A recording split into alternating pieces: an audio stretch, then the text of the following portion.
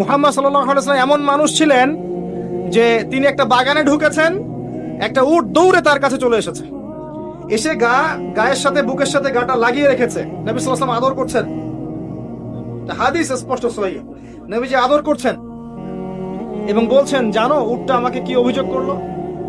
উটটা আমাকে তার মালিকের বিরুদ্ধে অভিযোগ করলো, তার মালিক তাকে কষ্ট দেয়। এই উটটা পর্যন্ত, একটা অবলা প্রাণী পর্যন্ত আমাদের নবীকে আপন মনে করছেন, ছুটে চলে আসছেন, আমার কষ্ট হচ্ছে, আমাকে ধরেন। চিন্তা করতে পারেন? সুবহানাল্লাহ। নবী সাল্লাল্লাহু আলাইহি ওয়াসাল্লাম যখন মসজিদ নববী নির্মাণ করেছেন, ওখানে একটা খুঁটি ছিল, এটা অনেকে জানেন, খুঁটি ছিল। যখন মিম্বর এসেছে, মিম্বর, তখন তিনি মিম্বরে দাঁড়িয়ে বয়ান করা, খুতবা দেওয়া শুরু করেছেন। তখন ওই যে খুঁটি, ওই খুঁটিটা থেকে কান্নার ডগডগ আওয়াজ শোনা যেত। ওই জড়বস্তু পর্যন্ত মুহাম্মদ সাল্লাল্লাহু আলাইহি ওয়াসাল্লামকে আপন মনে করতেন। মুসলিমদের যে কোনো সমস্যা তারা মুহাম্মদ সাল্লাল্লাহু আলাইহি ওয়াসাল্লামের কাছে যেতেন, বলতেন, তার সাধ্য মতো সেটা সলভ করে দিতেন। একবার নামাজে দাঁড়িয়েছেন মুহাম্মদ সাল্লাল্লাহু আলাইহি ওয়াসাল্লাম, একামত হয়েছে, একামত হওয়ার পরেও তিনি বাসায় চলে গেছেন।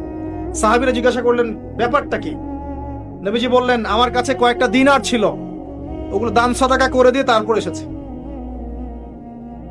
কি বুঝছেন?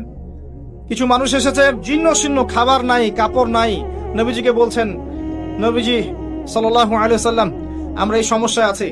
নবীজি দেখে এত মায়া লাগলো, চোখ দিয়ে দরদর করে পানি পড়তে লাগলো। তিনি সাহাবীদেরকে বলেন, হে সাহাবীরা, তোমাদের মাঝে কি দানশীলরা নেই?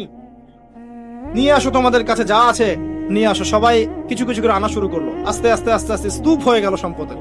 এটা দেখে নবী সাল্লাল্লাহু আলাইহি ওয়াসাল্লাম হেসে ফেললেন। এটাই তো সেই হাদিস যে কেউ ভালো বেদা চালু করলে এটার হাসানা পাবে, এটাই সেই হাদিসটা। তো নবী সাল্লাল্লাহু আলাইহি ওয়াসাল্লামকে সাহাবীরা আপন মনে করেছেন।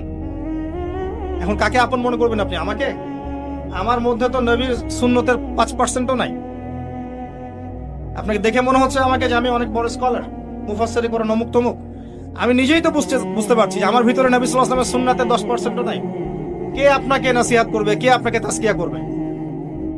যারা এমন আল্লাহওয়ালা মানুষ, যারা এমন তাকওয়াওয়ালা মানুষ, নূরওয়ালা মানুষ, এই মানুষগুলোর কাছে গিয়ে পড়ে থাকেন, এই মানুষগুলোর কাছে গিয়ে সোহবতে গিয়ে পড়ে থাকেন, খুঁজে নেন এই মানুষগুলোকে, কোথায় আছে খুঁজে নেন। আমি জানি না কোথায় আছে, আমি নিজেও খুঁজছি,